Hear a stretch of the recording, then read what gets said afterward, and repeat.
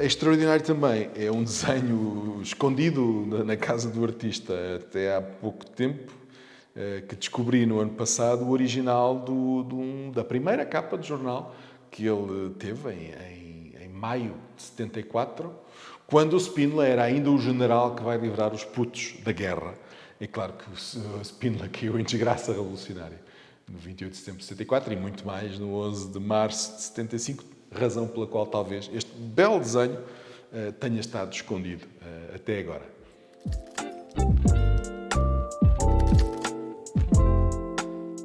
Nesta sala, onde a variedade estilística do artista é notória, temos, por exemplo, estes 3 Marialvas históricos que ele produziu para a 4ª edição da Cartilha de Marialva do José Cardoso Pires. Aqui o estilo é quase não desenho, é um estilo de colagem, com uma textura muito particular. São desenhos fascinantes, de facto, que vão ao arquivo e é também uma questão de escala, em que ele trabalhava sempre, os seus desenhos eram sempre superiores à escala final da impressão.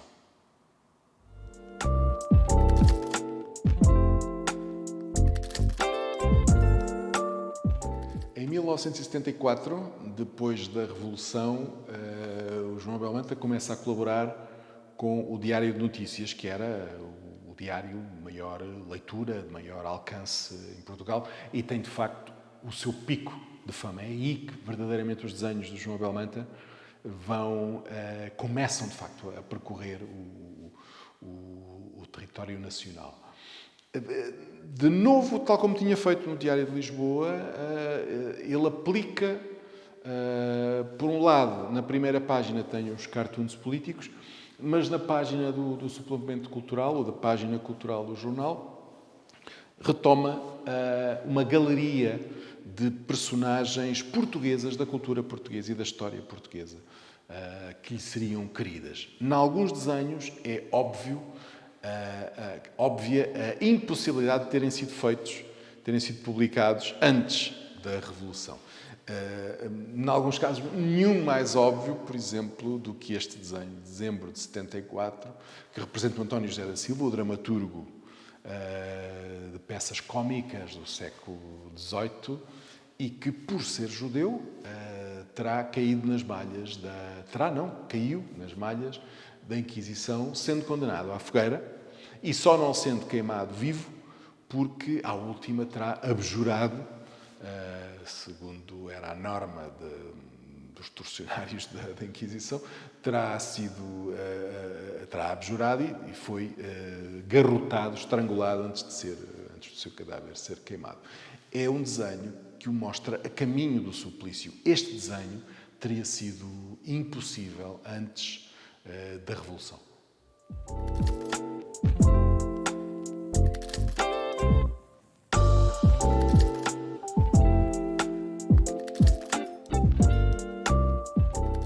A Galeria do Diário de Notícias foi, então, para João Abel Manta, um modo de resgatar certas personagens de um passado recente, como o seu amigo José Dias Coelho, assassinado pela PIDE em 1961, ou Bento Jesus Caraça, um cientista, professor universitário afastado pelo regime de Salazar no final dos anos 40, mas também personagens de uma história mais distante, como Damião de Góis, aqui em pleno processo de tortura na Inquisição. Desenhos inconcebíveis antes da Revolução.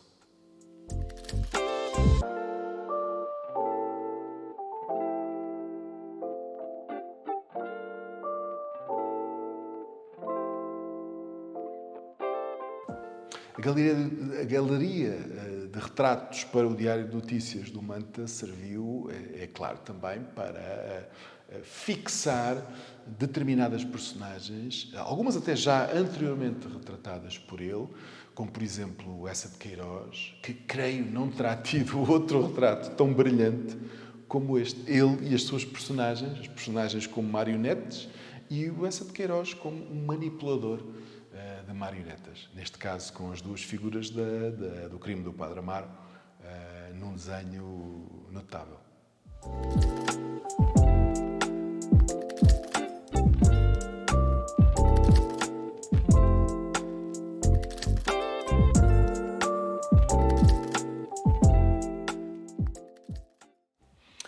No pico já de uma fama, podemos considerá-lo assim, na sua colaboração com o Diário de Lisboa, já depois dos pósteres do suplemento A Mosca, em 72, em 1973, ele faz as capas do suplemento literário e cria a série chamada Diálogos Confidenciais.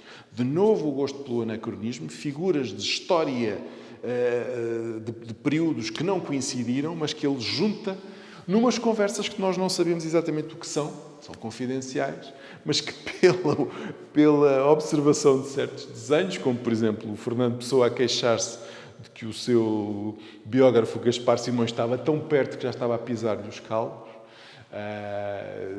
podemos adivinhar qual seria a natureza da conversa. Ou seja, é de novo uma grande galeria de retratos, muito simples, muito simplificada, mas com uma capacidade de humor e de observação psicológica notável.